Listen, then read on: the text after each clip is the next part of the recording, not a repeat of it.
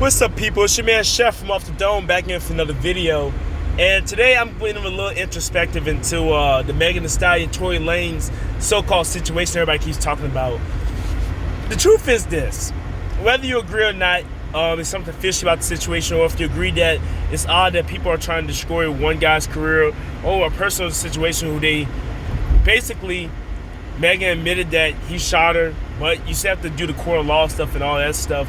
You don't have any backstory in that stuff. I'm sorry, it's 2020. A lot of things happen. Jumping on people isn't the best thing to do. Or if you believe since he shot a woman, he should be convicted for it. And some type of assault did happen. He did use the weapon, so unless he has a decent excuse, he most likely will go to jail, but not do long. He's a celebrity. This isn't about justice for Megan Thee Stallion. This isn't about protecting so-called black women. This is about the bigger artists.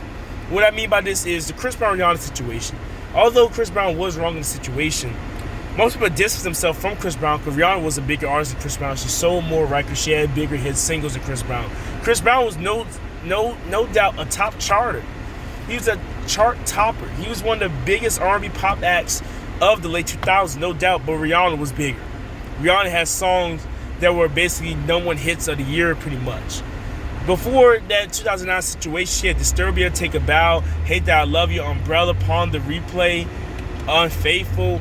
She had hits on top of hits. Chris Brown, no doubt though, With You, Forever, Take You Down, Run It, etc. But Rihanna was in the long game more marketable. She had a bigger team behind her. Chris Brown just wasn't on that level yet. He's never gotten to the level of Rihanna, but he's always been an A-list. You can be an A-lister, but there's some people that are A-listers, and when it comes to money and merchandise, they top that. And remember, Chris Brown was on Rihanna's tour opening, not the other way around. Rihanna was selling out arenas even before the domestic violence situation. Chris Brown was, but he wasn't selling them out to the extent that she was. And that's what's going on now. Megan Thee Stallion has potential to be one of the biggest rappers in the game. As you know, female rappers are still kind of an attraction. It's still like a minority in the game. There's a lot of female rappers. You have your Cuban Cash Doll, Asian Doll, City Girl, Sweetie, Light-Skin Keisha, Megan Thee Stallion, Cardi B, Nicki Minaj, Tierra Whack, and there's even more. You have, I think, Rick Nasty, whatever her name is. You have a lot of female rappers in the game, but the ones that's mainstream known, Cuban Doll, yes, I'm a fan of Cuban Doll. She's very ratchet. I like that ratchet shit she does. She's sexy too. I love Cuban Doll. Just a quick endorsement. But I know Cuban Doll and City Girls and all these people, these ratchet type of female rappers who claim to be gangsters, they aren't the ones in the top. Megan Thee Stallion, Cardi B, and Nicki Minaj pretty much have a stranglehold on the top of these female rappers. And since Megan Thee Stallion has Savage this year, and she's increasingly building a profile, she's more of a cash cow than Tory Lanez. See, Tory Lanez been around since late 2014. He really blew up in 2015. But the days of Say It and Love are over with. The Chicks Take 5 days are over with. Tory Lanez, although quarantine radio has been a big thing for him this year, when you talk about sales and numbers-wise, yes, Tory Lanez, Chicks Take 5 did sell well. And yes, Toronto 3 did decent numbers first week. But Megan Thee Stallion has potential to be bigger than Tory Lanez. And as a matter of fact, when it comes to single success, she's already is. WAP going #1. You have Bitch that did decent numbers, probably gonna go gold soon. Hot Girl Summer that peaked at #11. Big Ol' Freak that went gold fastly. She has the most social media presence than Tory Lanez. She has the overall stronger fan base building than Tory Lanez. And Megan Thee Stallion's the future. Tory Lanez is somewhat stagnant in his career.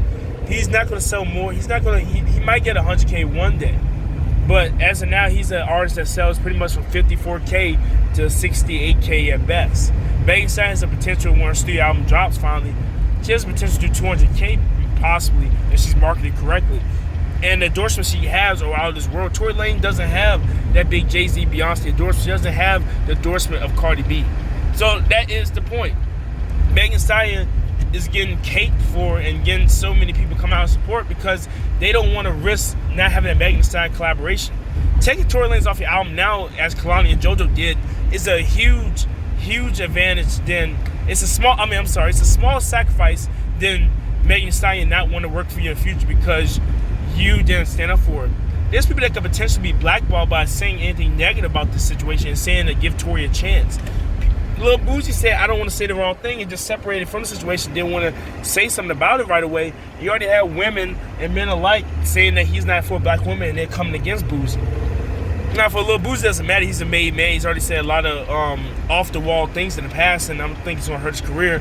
But if you are an up-and-coming rapper or someone who wants a Megan Thee Stallion feature in the future, you're not going to chance leaving that money on the table of having a Megan Thee Stallion feature over a Tory Lanez feature. A Tory Lanez feature, and I love Tory Lanez. He's a great artist in my opinion, but I know Tory Lanez feature is going to get you a #1 single. A Megan Thee Stallion feature get you on the chart possible.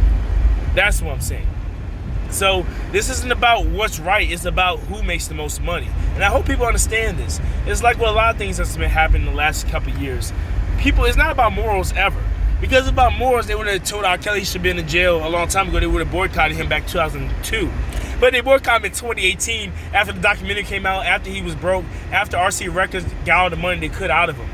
Lady Gaga had no problem collaborating with R. Kelly when there was when he was forgiven and when he was in the public. But now they take their songs off Spotify with him on because it's the wrong thing to do. Vice versa with your boy Chris Brown. Chris Brown was shunned and taken out of the public eye for a year or two after his Grammy performance and after people realized that Deuces did successfully well, after Look at Me Down did great and Lil Wayne still had his back, after Transformia at least picked the number 20, and after his 2012 resurgence in the pop world, Chris Brown was all of a sudden a god and the king of R&B again. So remember, it's never about ethics, it's never about morals, it's about who makes you the most money. Chris Brown equals dollar signs, R. Kelly used to equal dollar signs, and since Tory Lanez doesn't equal dollar signs in a big bitch like Megan Thee Stallion, that's why they coming out against him now. But you watch and see. You watch and see after all this is over, or after the actual video evidence come out, and if Tory Lanez somehow releases an album independently and it sells decently and he has a hit single, you watch how people turn their back on Megan or either say he was wrong for that but we forgive him. You watch in a year or two. Now, if Tory album doesn't do well, the next one he releases, and he doesn't have a single off the album that does well, go to platinum, then they'll continue to rag on him saying he deserves what he got. But if he somehow turns it around and has his single off of this, you watch that people will say Tory Lanez what he did wasn't that bad. Hint, 2011 when they accepted Chris Brown again after beating Rihanna, after they swear they won't go listen to his music again. Hence R. Kelly. So, it's your man Chef from Off the Dome, giving you new truth and knowledge as I usually do. Make sure you like, comment, share, and subscribe. Let me know what you think about the situation. I'll see you guys next time. Peace.